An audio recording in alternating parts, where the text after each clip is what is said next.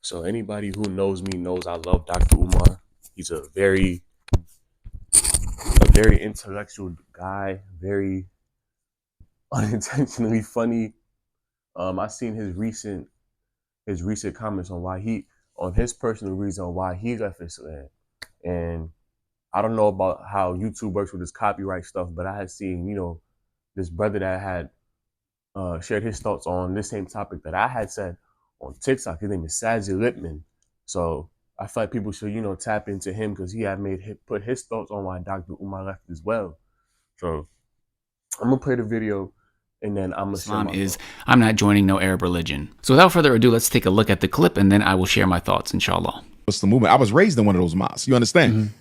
But I had to walk away because I saw how we completely ignored black people's problems. We completely ignored black culture. We completely ignored the black reality. It was all Islam. Learn your Arabic. And I'm like, I'm a practicing Arab. I'm not practicing Islam. I'm practicing Arabism. Why do I got to learn Arab language to worship God? Why do I got to eat like the Arab to worship God? Why do I got to dress like the Arab to worship God? This is not the worship of God. This is the deification of Arabic culture. And that's why I walked away from it. Arab And now culture, right?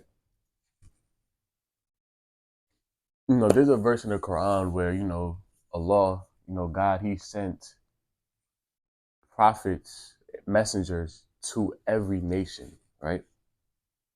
So the pre-Islamic Arabs were one of the most slimiest people of ever.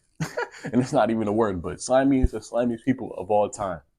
Like, they were burying their own daughters, And this is why, Allah chose, Prophet Muhammad, peace and blessings be upon him, to stop that, you know?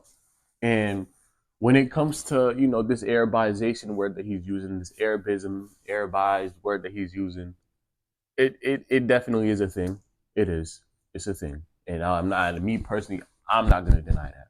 Because a lot of us, especially born Muslims, because he was born a Muslim, he comes from a Muslim background, he's from Philly. A lot of Muslims come, especially a lot of black Muslims come out of Philly, and I had seen this Imam, he has made a statement. He said when a lot of people of color, when they do, even if they convert or whatever, some definitely do forget about, issues within, their communities and stuff. In Islam, my bad, yo, the mic had died. I had to put a new one on. But in the Quran, it says that, when you see an injustice going on with any race, with any walk of life, you should try to fix it and speak up against the injustice that's going on, that's been taking place. And when it comes to this Arabization thing, this Arabized word that he's using, it's definitely a thing. I'm not denying that, because me growing up as a born Muslim, I'm thinking all the prophets is Arab. I'm just being honest.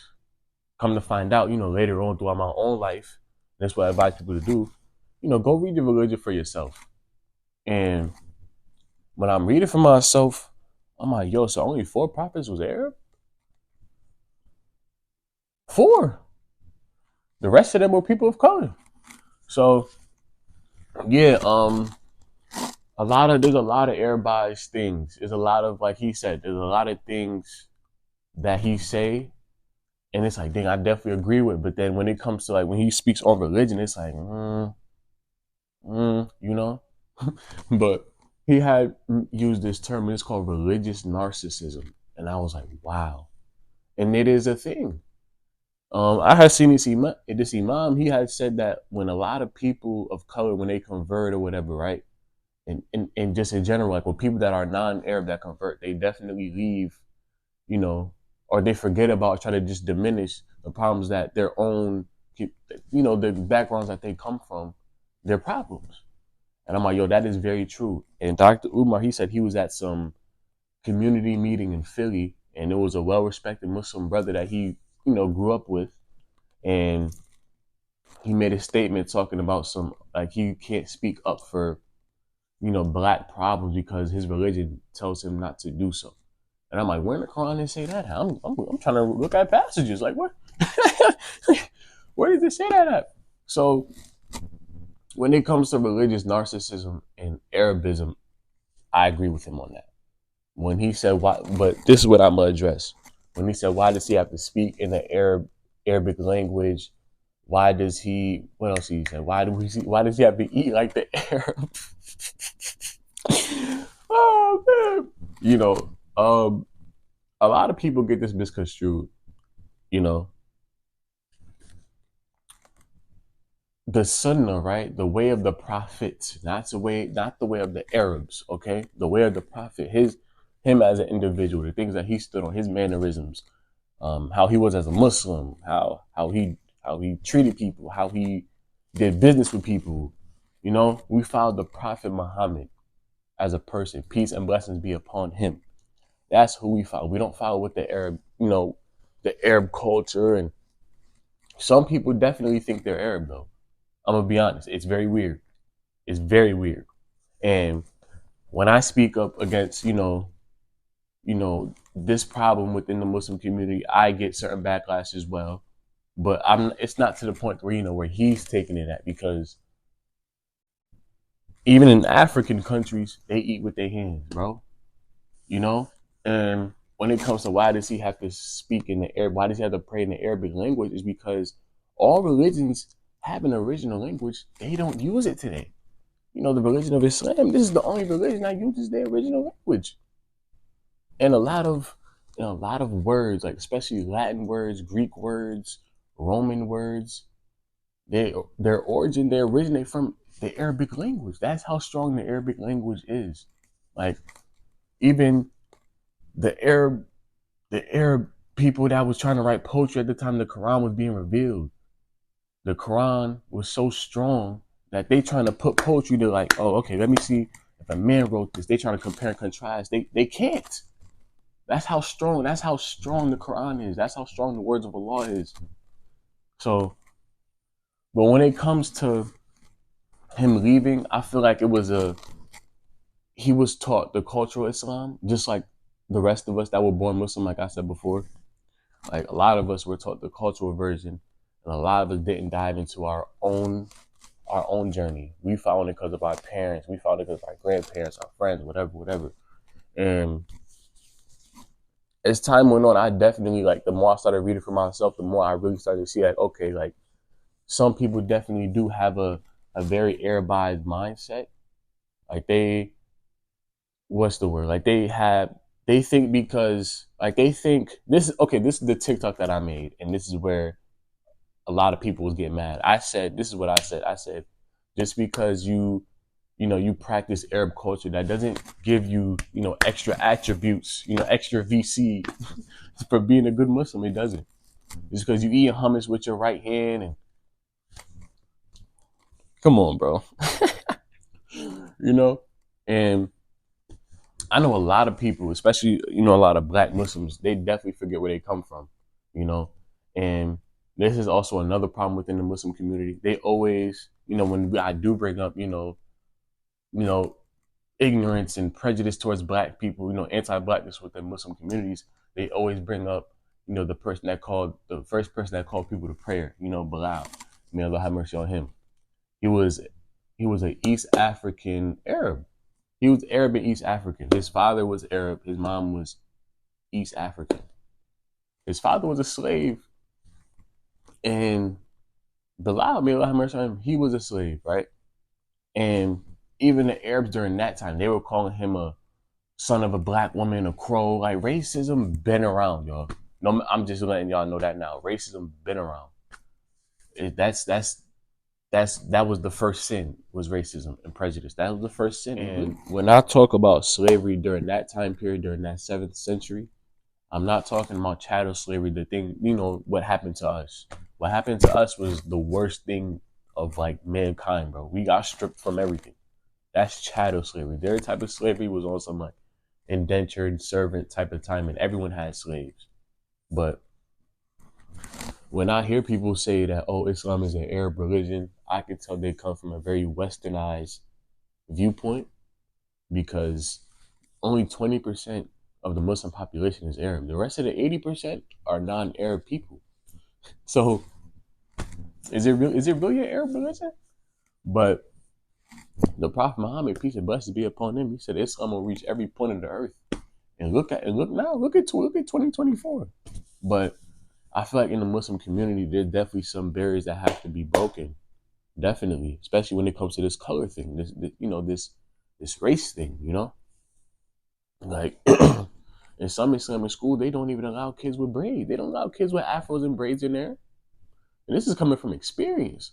I'm not gonna say my family member's name, but they said some things about his hair, and it's like, dang, bro, it says a lot about what you know about your religion, because the Prophet Muhammad, peace and blessings be upon him, he had braids. And Dr. Umar had made this crazy statement, a very wild statement, and he said Prophet Muhammad, peace and blessings be upon him, was a black man.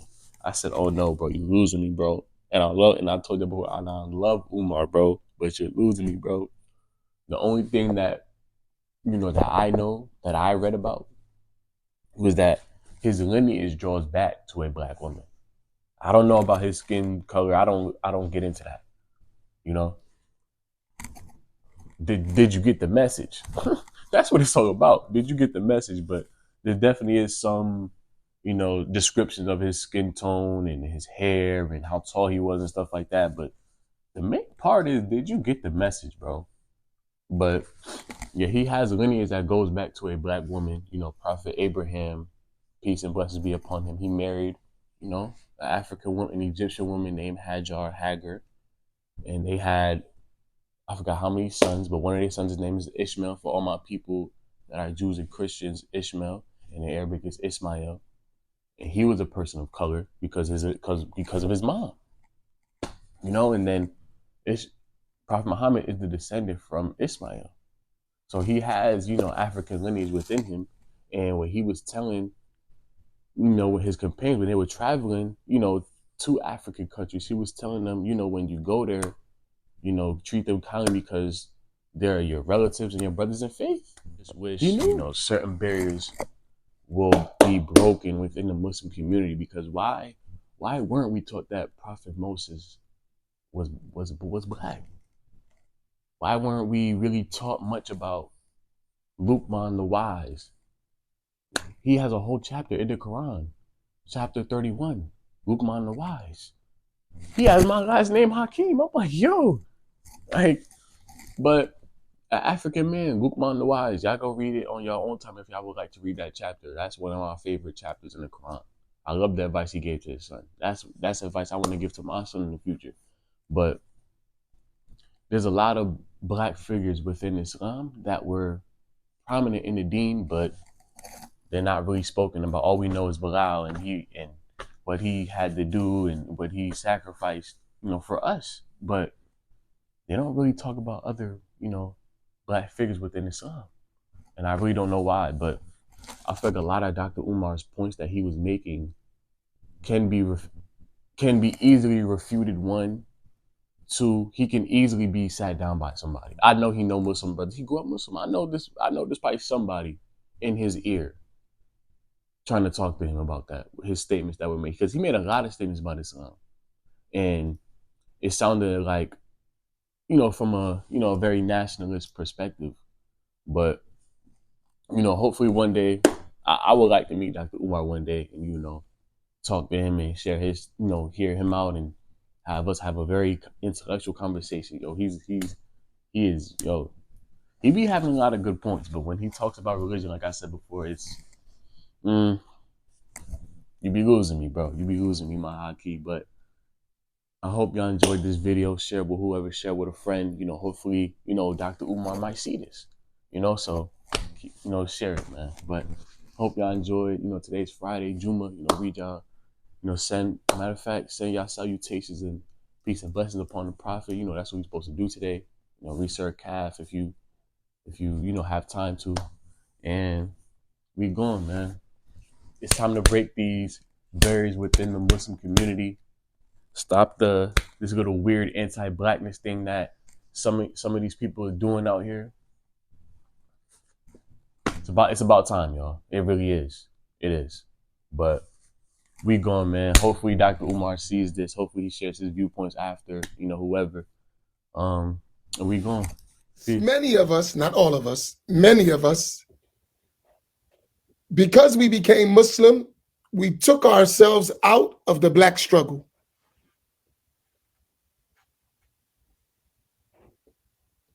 when we became Muslim and we, quote unquote, were on the Quran and the Sunnah, we took ourselves out of the Black struggle. So many times we don't have any involvement, real aggressive involvement in the concerns of Black people in America.